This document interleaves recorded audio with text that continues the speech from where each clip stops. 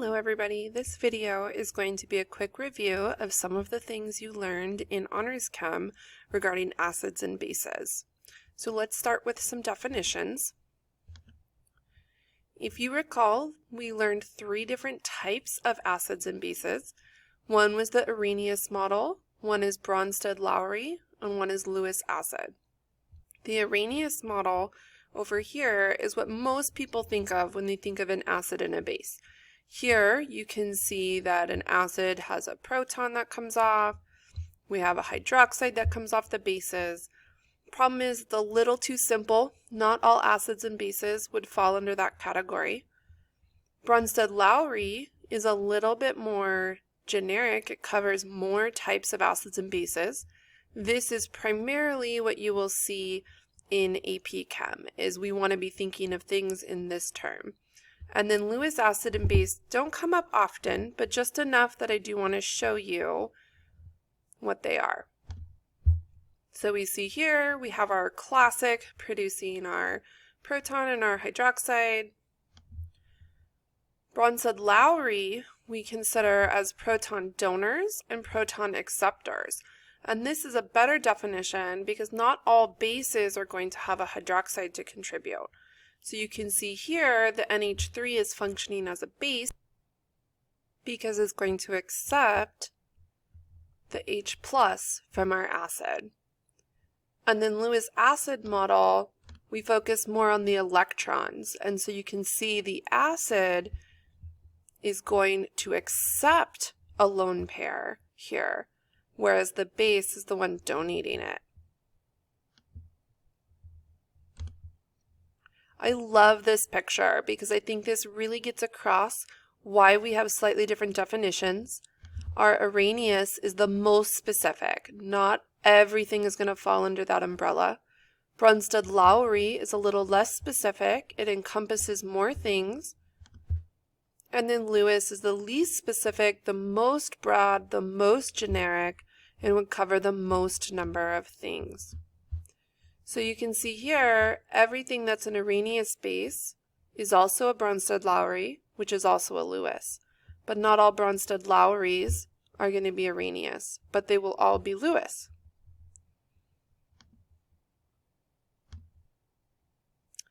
So I just want to give you some examples. I don't necessarily need you to memorize these. You don't necessarily need to copy them all down, but I want you to see that there are quite a few problems with the classic example of acid base having H plus and OH minus.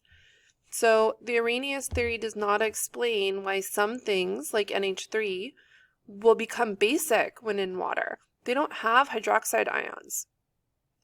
It also doesn't explain why some ionic substances will dissolve and create basic solutions. Or why something like carbon dioxide in your water can break down into carbonic acid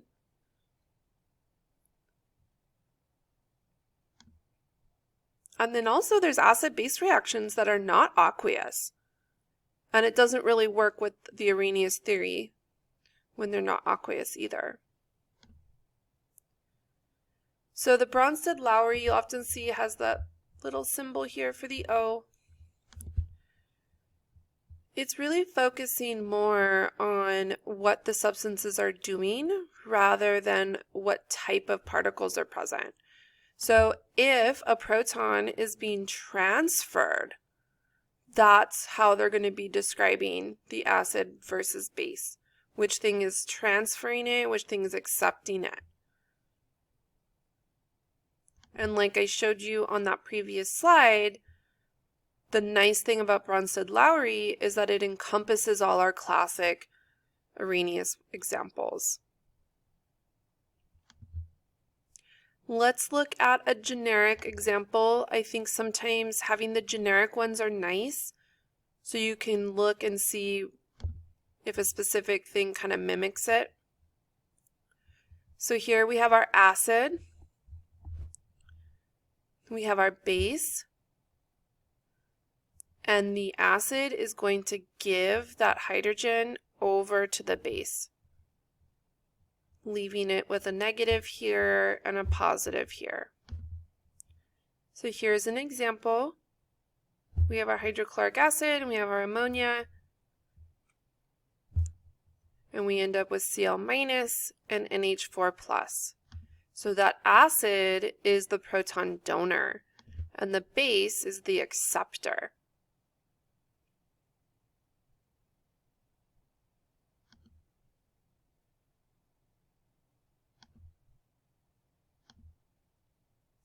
One thing I do think is helpful to know is that sometimes you may have structures with more than one hydrogen, and depending on which atoms are connected to which other atoms can determine which of the hydrogens comes off, which one is more easily removed, which one is the more acidic hydrogen.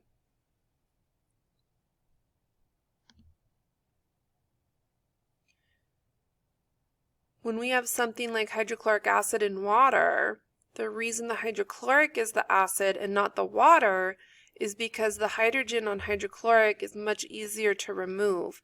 And so the hydrochloric hydrogen comes off instead of the hydrogen on the water.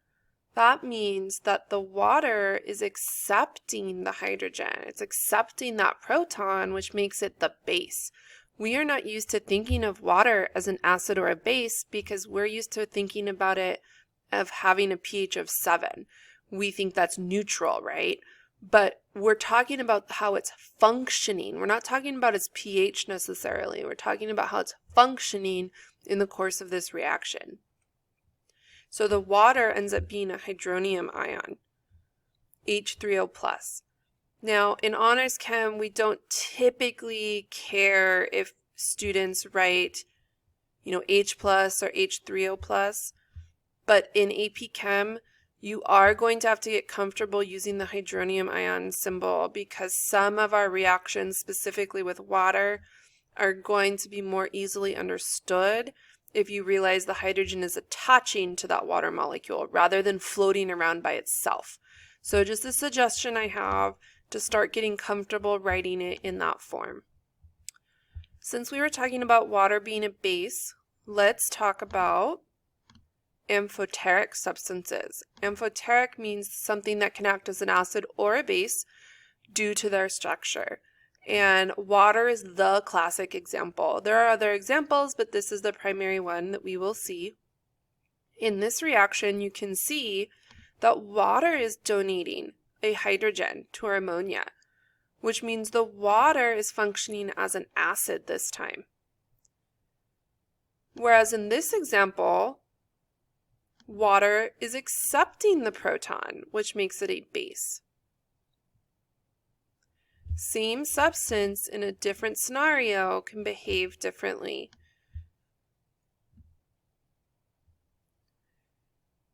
Some other terms that we need to get really, really good at are conjugates.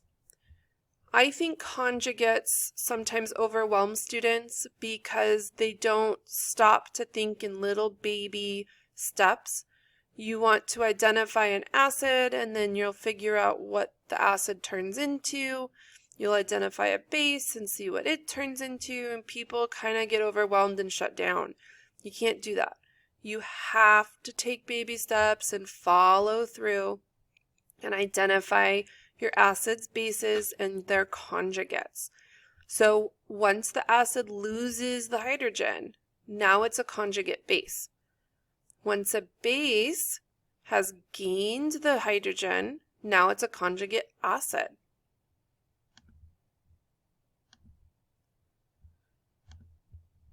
So if I'm talking about the acid and base as a combo here, we call it a conjugate pair. So this NH3 and NH4+, the only difference here is that this has gained a hydrogen. That makes this pairing a conjugate. Whereas look down here, this water has lost a hydrogen, turned into a hydroxide. The difference here is one hydrogen. That's a conjugate. If I were to look at just NH4+, I could see that it's an acid. And if it loses the hydrogen, you would get NH3, which is a base. So this combo is our conjugate. We always name the acid base as what you start with, and the conjugate is what it turns into. So if I were to reverse these reactions, then I would reverse which one is the conjugate. So why don't you pause the video for a minute and see if you can figure out which substance is the acid and base, which one is the conjugate acid and the conjugate base.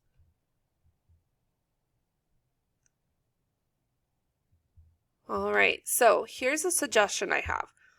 I have noticed over the years that finding the acid first typically is the easiest. I can't promise that's always true. I can't promise it's true for every single person, but I've noticed most people can find the acid easiest. So when I look here, I notice that HBr loses that hydrogen, doesn't it? That makes this one the acid. And then find its conjugate base, what it is afterwards. And then the easy thing is, whoops, now you can do it again with the base. This thing gained a hydrogen. So it was a base, and then it became a conjugate acid. If you can't recognize your acids and bases, if you don't memorize those strong acids and strong bases, a lot of this is going to be harder for you. A lot of this is pattern recognition and noticing those things quickly. So make sure you're really, really memorizing those and you're getting really familiar with some of these formulas that are common. One thing we also have to remember is that when we have an acid dissociating, that's actually an equilibrium situation. It goes back and forth, right? And not all the acid is going to dissociate. Not all the base is going to dissociate. Sometimes they're not very strong. Sometimes it's a weak acid or a weak base and only a little bit will dissociate. So because we're back to this kind of equilibrium situation, we're going to be back to K values. We're going to be back to ice tables. You're going to have to write dissociations to figure out how to write your law of mass action. If you remember, I warned you way back in first semester that equilibrium wasn't going to go anywhere. It's going to be there all year long. And acid-base chapter at the end of the year is a great way to see lots of topics come back together, like equilibrium.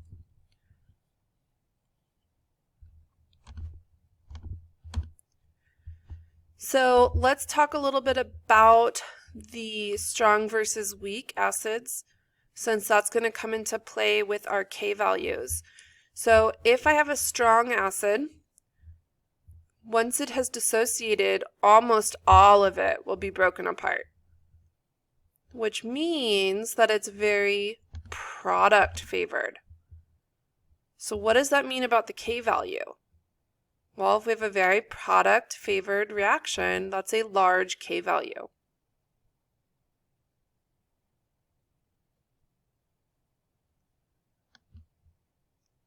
You will sometimes see charts like this where they don't even bother giving you a K value. They just say very large, right? Or they'll put a dash, right? Something like that, trying to tell you that these really strong acids are going to be heavily dissociated.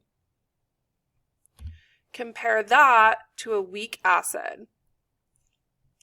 You can see here afterwards, you do have a little bit that has dissociated, but most of it is still together. So this one is very reactant favored. And what does that mean about my K value? It means my K is going to be very small. Now you remember the 5% rule in equilibrium, where you could sometimes make simplifications to your calculations based on how much dissociates. Weak acids and bases can be a bit of a problem because they may not dissociate and fall into that 5% rule. So you may have to be a little careful. The nice thing about AP Chem is for the most part pretty much everything you can use your 5% rule on in equilibrium, so that's pretty helpful. So you can see here the range of K values. We get quite a range, don't we? But they're still pretty small. Even the larger ones are still pretty small.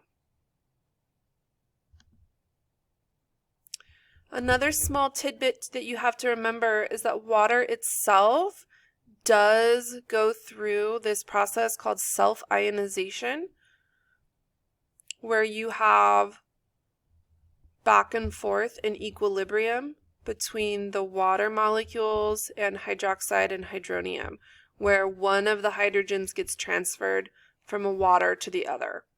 Now, it's not very much, right? If we want to set up a law of mass action here, we'd call it Kw for water.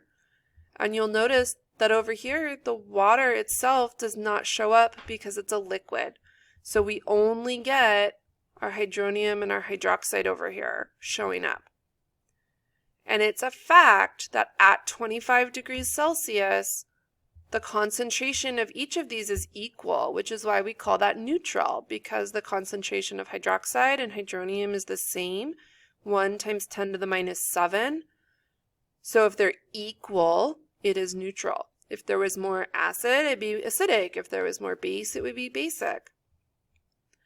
So at 25 degrees, if you were to plug in those concentrations into your law of mass action, you would see Kw is 10 to the negative 14, and that should remind you of the pH scale. This is how we developed that scale using water.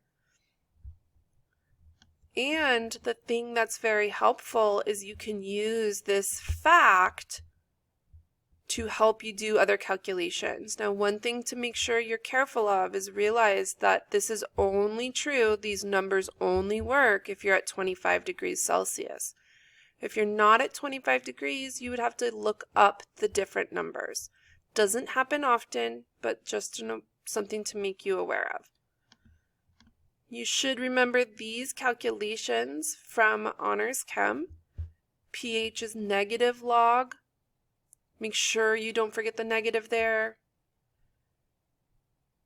If you want to find the concentrations, you would do 10 raised to the negative pH or 10 raised to the negative POH.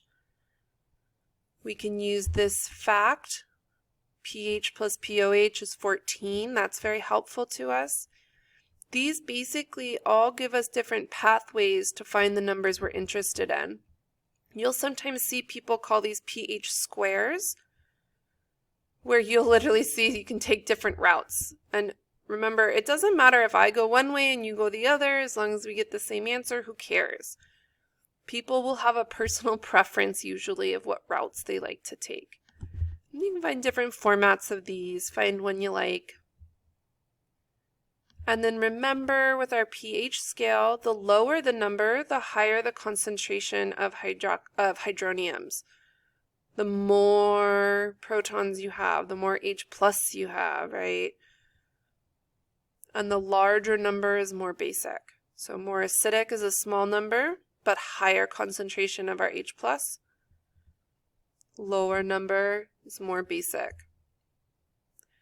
I don't need you to memorize all these like real life examples. I just find that sometimes it's interesting to see. A lot of basic things taste bitter to us. Our bodies are kind of designed to think they're gross because they're usually toxic. Kind of an interesting fact. All right, that is it for this video. If you realize that maybe you've forgotten some of this acid-base stuff, you may want to go back and watch the Honors Chem videos, which will probably have a little more detail. This was just supposed to be a reminder of some of those things you should have learned in Honors Chem. All right, everybody, I hope that was helpful. Bye.